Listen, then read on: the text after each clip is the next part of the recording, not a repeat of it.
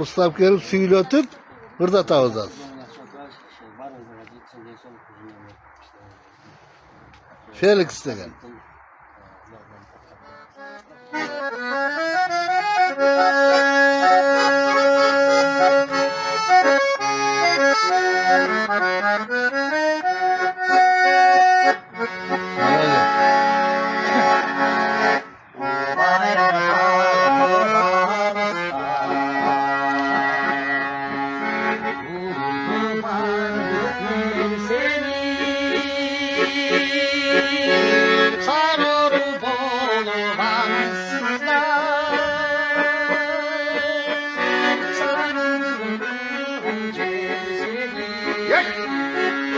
Молодец.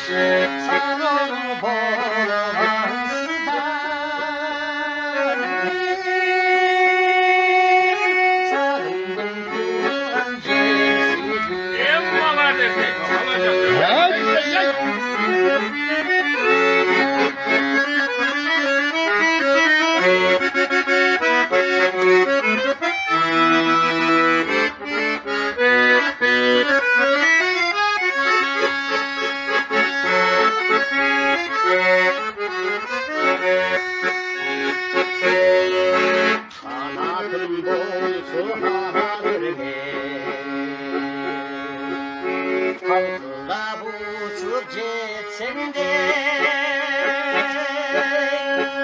kaldırın sarı dağlara karlı açık olup geçsen de kaldırın sarı dağlara karlı açık olup geçsen de. Молодец.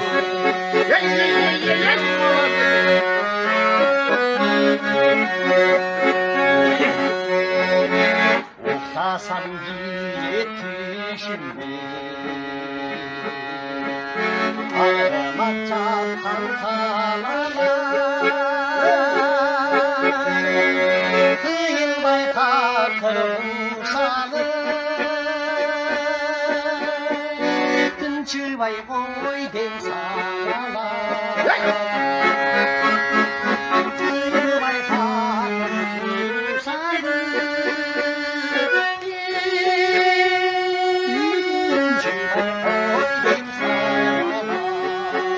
Azamatsın Felix. Çıvay kalkırım salı Çıvay koy den sağala